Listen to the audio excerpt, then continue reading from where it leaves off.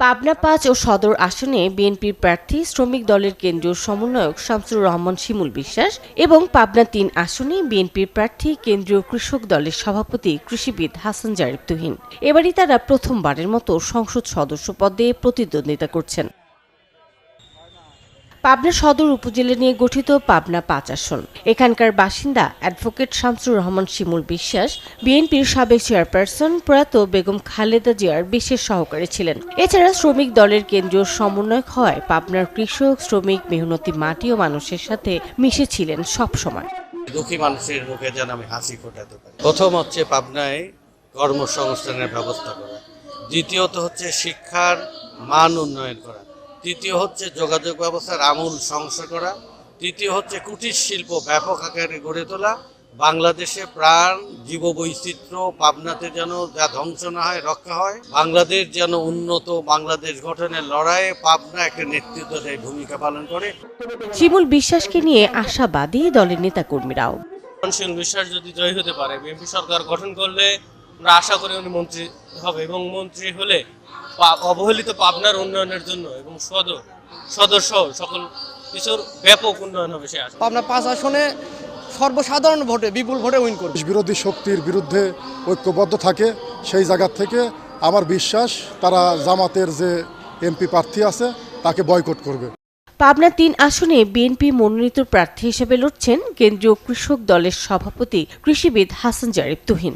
Jail জুলুম, অত্যাচার, নির্যাতন সহ্য করে বিএনপির পরীক্ষিত নেতা তিনি। মনোনয়ন পাওয়ার পর ছুটছেন মানুষের দ্বারে দ্বারে, শুনছেন সবার কথা। ভোটের সমীকরণে অনেকটাই সুবিধাজনক অবস্থানে রয়েছেন তিনি।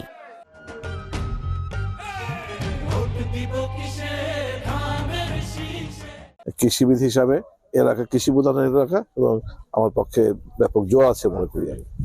ভোটার আসলে একজন ভালো মানুষ নেতা হিসেবে চায়, যোগ্য প্রার্থী চায়, আর এলাকার উন্নয়ন চায়, সার্বিকভাবে এলাকাকে সন্তুষ্ট রাখার জন্য।